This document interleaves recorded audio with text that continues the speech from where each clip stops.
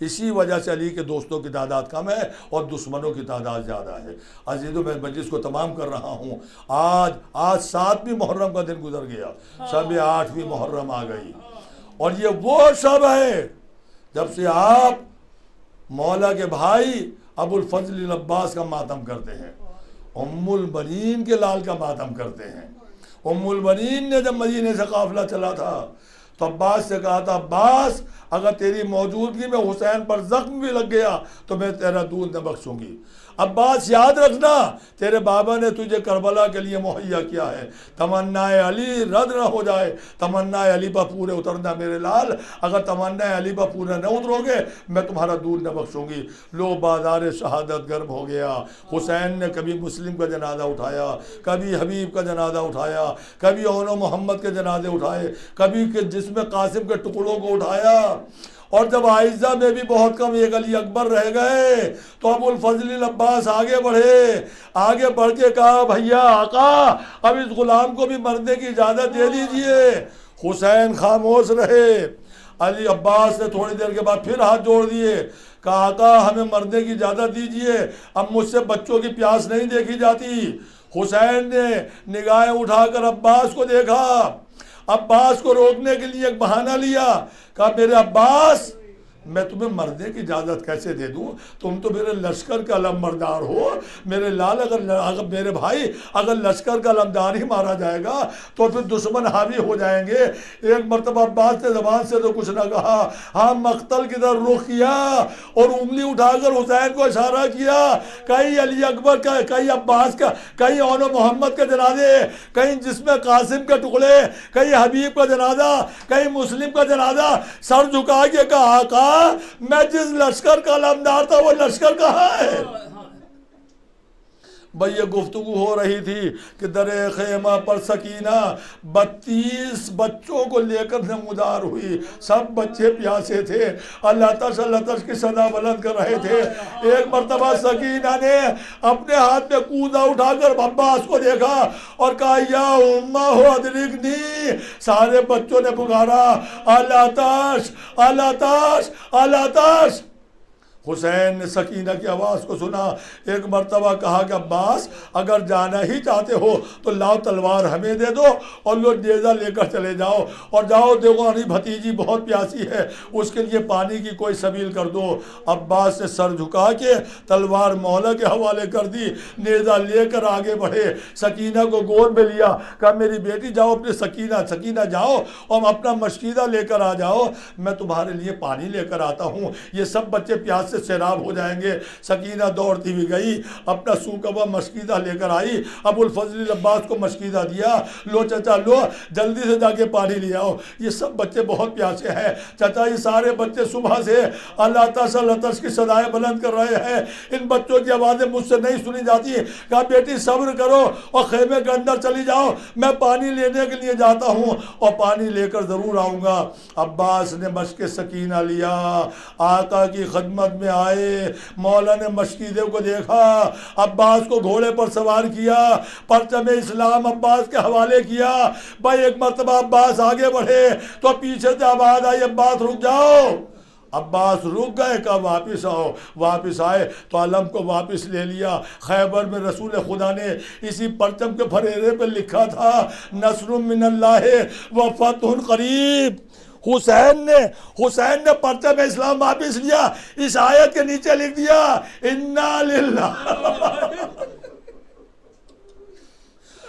نیچے لکھا انا للہ و انا الیہ راجعون، یہ کہہ کے علم عباس کو دے دیا۔ عباس نے علم کو لیا، گھوڑے کو دوڑایا، لشکر یزید کے قریب پہنچے، بڑا بہادری کے ساتھ حملہ کیا۔ لشکر یزید نے فرات کا گھاٹ چھوڑ دیا، عباس جلدی سے فرات میں اترے، سکینہ کے مشکیزے میں پانی بھرا، ایک اتلو پانی اٹھایا۔ دنیا کہتی ہے شاید پینے کے لیے پانی اٹھایا، مگر کچھ دیر کے بعد وہ چلو پانی کا پھینک دیا۔ میرا دل کہتا ہے کہ سکینہ کی تصویر نظر آئی ہوگی جو کہہ رہی تھی چچا میں بہت پیاسی ہوں، چچا میں بہت پیاسی ہوں۔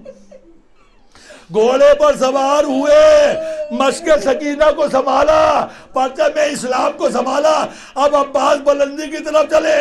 پسر سعد نے چاروں طرف سے فوجوں کو لگا دیا، دیکھو یہ قطرہ بھی اگر پہنچ گیا تو پھر یہ جنگ آج تمام نہ ہو سکے گی۔ چاروں طرف سے فوج نے گھیر لیا، علیہ تلواریں چمکنے لگی، تیر آنے لگے، عباس کی پیشانی پہ ایک تیر لگا، دائیں طرف سے ایک تلوار چلی، عباس کا بازو قلم ہو گیا، علم جھکا، جیسے ہی علم جھکا حسین کلیجہ تھام کے کھڑے ہو گئے۔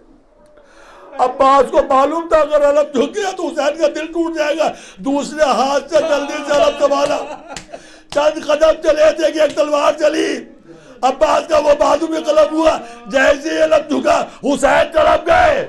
فوراً عباس نے کٹے ہوئے بازو سے علم کو سنبھالا، مشق سکینہ کو دانتوں سے سنبھالا، اور گھوڑے سے کہا گھوڑے جلدی چل، ارے گھوڑے جلدی چل، خیام تک یہ پانی پہنچانا ہے۔ مگر عزادارو، ایک تیر پیشانی پہ آگے لگا، ایک تیر مشق سکینہ پر لگا، ارے پانی بہنے لگا۔ عباس گھوڑے پر لیٹ گئے اور کہا گھوڑے اب خیمے میں جا کر کیا کریں گے، اپنے رخ کو موڑ لے۔ گھوڑے سے رخ موڑ لیا، بھاگی بھی فوج پلٹ کے آ گئی، ارے گھوڑے پر تلواریں برسنے لگی، عباس کے جسم کے ٹکڑے ہونے لگے۔ ایک وقت آیا جب گھوڑے سے زمین کی طرف چلے تو آواز دی یا مولا ادرکنی، اے آقا آئیے۔ حسین نے کمر کو تھاما، مقتل کی طرف چلے، دوڑتے ہوئے چلے، ارے میرے بھائی عباس میری کمر کو توڑ دیا تیری آواز نے۔